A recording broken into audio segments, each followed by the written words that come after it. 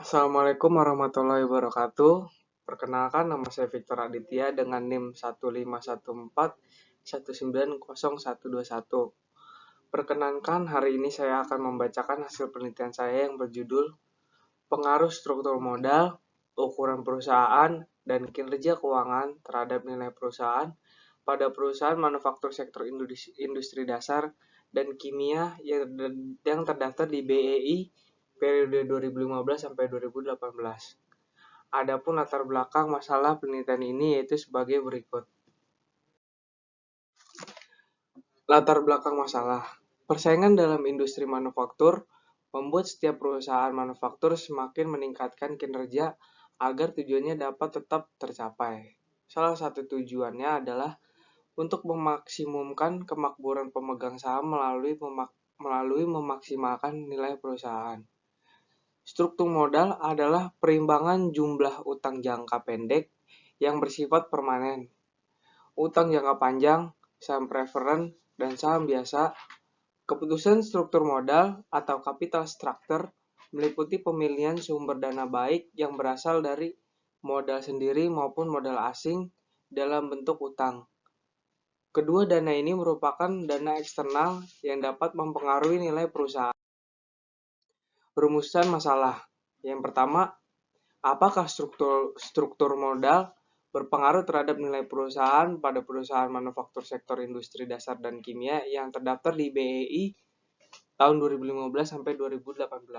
Yang kedua, apakah ukuran perusahaan berpengaruh terhadap nilai perusahaan pada perusahaan manufaktur sektor industri dasar dan kimia yang terdaftar di BEI 2015 sampai 2018.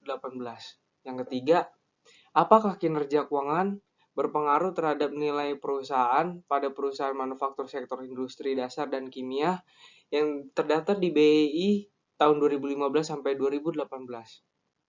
Yang terakhir, apakah struktur modal, ukuran perusahaan dan kinerja keuangan secara bersama-sama berpengaruh terhadap nilai perusahaan pada perusahaan manufaktur sektor industri dasar dan kimia yang terdaftar di BEI tahun 2015 sampai 2018. Ini kerangka pemikiran dan hipotesis. Metode penelitian.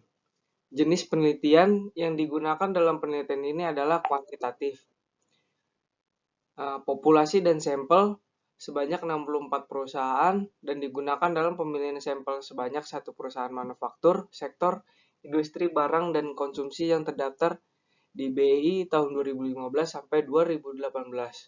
Sumber data sekunder berupa laporan keuangan dengan pengambilan sampel yang dilakukan dengan purposive sampling atau teknik penentuan dengan pertimbangan tertentu. Analisis dan pembahasan hasil penelitian. Data panel yang digunakan dalam penelitian ini terdiri atas 3 model, yaitu common effect, fixed effect, dan random effect, yang selanjutnya akan dilakukan uji berpasangan untuk masing-masing model.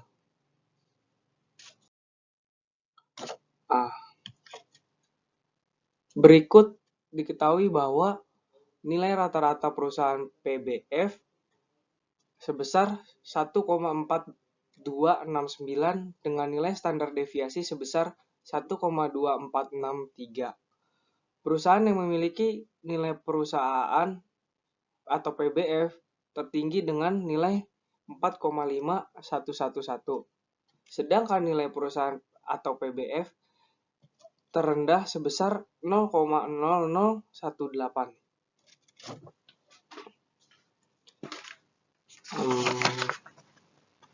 Berikutnya nilai rata-rata struktur modal atau DER sebesar 0,9029 dengan nilai standar deviasi sebesar 0,9436.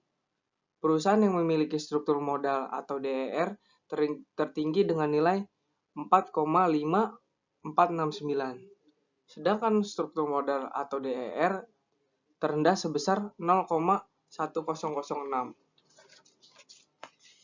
Yang terakhir, nilai rata-rata kinerja keuangan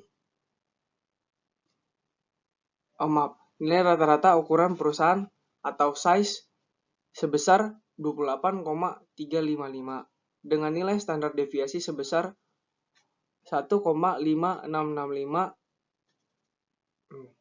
Perusahaan yang memiliki ukuran perusahaan atau size tertinggi dengan nilai 31,566, sedangkan ukuran perusahaan atau size terendah sebesar 25,856. Yang terakhir, nilai rata-rata kinerja keuangan perusahaan atau ROA sebesar 0,056 dengan nilai standar deviasi sebesar 0,0356. Perusahaan yang memiliki kinerja keuangan perusahaan atau ROA tertinggi dengan nilai 0,1576. Sedangkan kinerja keuangan perusahaan atau ROA terendah sebesar 0,0049. Pemilihan model regresi data panel terdiri dari 3. Yang pertama, uji Chow dengan menghasilkan fixed effect, uji Hausman dengan menghasilkan random effect model. Yang terakhir, uji Lagrange multiply Bruce-Spengel dengan hasil random effect model. Berdasarkan penaksiran model yang telah dilakukan dari ketiga model, maka didapatkan model yang paling sesuai untuk digunakan, yaitu random effect model. Hal ini dikarenakan perolehan hasil uji Lagrange multiplier random effect model paling sesuai untuk digunakan dengan hasil kontribusi R-square random model lebih besar dibandingkan dengan R-square common effect model dan R-square fixed effect model. Uji signifikan dengan random effect model. Ya, dengan variabel yang pertama yaitu kebijakan hutang terhadap nilai perusahaan dengan hasil T hitung lebih besar dari T tabel 2,992681 lebih besar dari 2,01063 dan probabilitas lebih kecil dari 0,05 yaitu 0,0044 lebih kecil dari 0,05. Dengan kesimpulan HO ditolak dengan HA diterima. Variabel yang kedua, kepemilikan institusional terhadap nilai perusahaan dengan hasil T hitung lebih besar dari T tabel 2,430020 lebih besar dari 2,01063 dan probabilitas lebih kecil dari 0,05 yaitu 0,0189 lebih kecil dari 0,05. Dengan kesimpulan HO ditolak dan HA diterima. Yang ketiga, kinerja keuangan terhadap nilai perusahaan dengan hasil T hitung lebih kecil dari T tabel min 4,374667 lebih kecil dari 2,01063 dan probabilitas lebih kecil dari 0,05 yaitu 0,0001 lebih kecil dari 0,05. Dengan kesimpulan HO ditolak dan HO diterima. Variabel yang terakhir, kebijakan hutang, kepemilikan institusional dan kinerja keuangan terhadap nilai perusahaan dengan hasil 0,00004 lebih kecil dari 0,05 atau 5%, sedangkan nilai F tabel pada alfa sama dengan 0,05 dan DF sama dengan 48 dalam kurung 52 dikurang 3 dikurang 1 adalah 5,80. Jadi F hitung sama dengan 12,41748 lebih besar dari 2,80. Dengan kesimpulan HO ditolak dan HA diterima. Nah, ini uji signifikan simultan atau uji F.